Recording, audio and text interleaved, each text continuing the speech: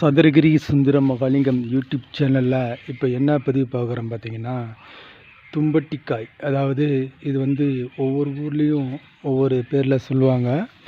சில நபர்கள் தும்பட்டிக்காய்ம்பாங்க. இது வந்து கச்சம்பட்டிக்காய் அப்படின்னு சொல்லுவாங்க. பேய் மிரட்டிக்காய் அப்படின்னு சொல்லுவாங்க. ஒவ்வொரு ஊர்லேயும் ஒவ்வொரு பேரில் சொல்லுவாங்க. இது வந்து மாந்திரீகத்தில் வந்து ரொம்ப அற்புதமான ஒரு சக்தி வாய்ந்த காய்.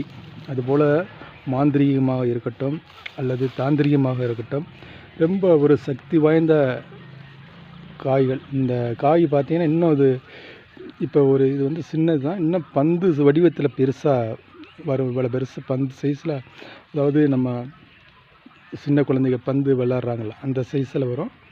ரொம்ப அற்புதமான ஒரு காய். இந்த காயெல்லாம் பார்த்திங்கன்னா நிறையா ஆத்தங்கரம், குளத்தங்கரம், இந்த காடுகள்லாம் நிறையா பரவி கிடைக்கும்.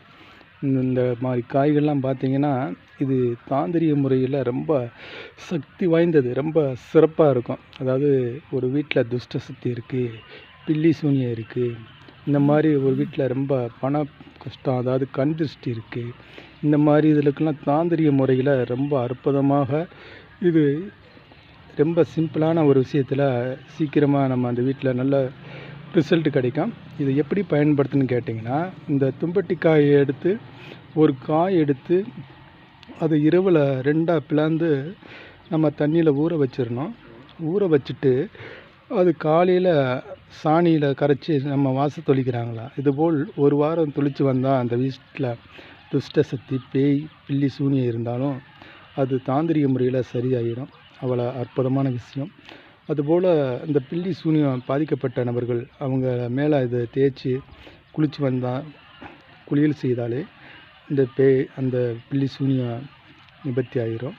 அதுபோல் அந்த ஒரு வீட்டில் துஷ்ட சக்தி இருக்குது, அந்த வீட்டில் செய்வினை இருக்குது அப்படின்னா, இதில் ஒரு 21 காய்கள் அல்லது ஒரு 108 காய் எண்ணிக்கையில் அந்த காய்களை பிடுங்கி குங்குமம் தடவி அந்த காயை அந்த வீட்டு செவரு 4 மூலையிலும் செதற விட்டு உடைச்சா, ஒரு பூஜை செய்து உடைச்சா அந்த வீட்டில் துஷ்ட சக்தி விலகி அந்த வீடு நல்லா லட்சுமி கடாட்சியமாக ரொம்ப சிறப்பாக அந்த வீடு இருக்கும்.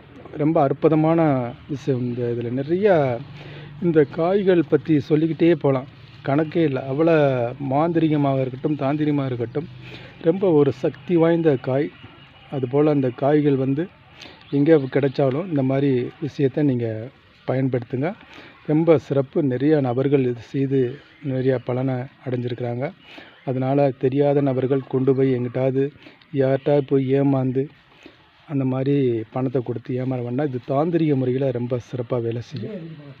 ரொம்ப அற்புதமான காய். இந்த தாந்திரிக முறை இதில் மாந்திரியத்துலேயும் நிறையா விஷயங்கள் இதில் வரும். அதனால் நம்ம தாந்திரிக முறையை மட்டும் இதில் பதிவு செஞ்சுருக்குறோம். இந்த பார்த்துக்குங்க, தும்பட்டிக்காய் இந்த சைஸில் இருக்கும். நிறையா வனத்தில் ஆத்தங்கரை, இந்த குளத்தங்கரைக்கெல்லாம் நிறையா காய்கள் கிடைக்கும். ரொம்ப அற்புதமான ஒரு சக்தி வாய்ந்த காய்கள். அதுபோல் இந்த நம்ம நெத்தியில் தலை வழுக்கு விழுது பார்த்திங்களா, அவங்க கூட இந்த காய்களை உடைச்சி தேய்ச்சாலே அந்த முடி நல்லா வளரும். ரொம்ப சிறப்பாக இருக்கும். ரொம்ப அற்புதமான காய்கள், சக்தி வாய்ந்த காய்கள். இதை பயன்படுத்துங்க அனைவரும். ரொம்ப சிறப்பாக இருக்கும். அதுபோல் இன்னும் இதில் நிறையா தாந்திரிக முறைகள், மாந்திரிக சம்மந்தமான விஷயங்கள் நிறையா இருக்குது. அதை நம்ம அடுத்த பதிவில் நம்ம பதிவு செய்வோம். அதை அனைவருமே இந்த யூடியூப்பில் இருக்கிறவங்க பயன்படுத்துங்க. சிவாய நம. திருச்சிற்றம்பலம்.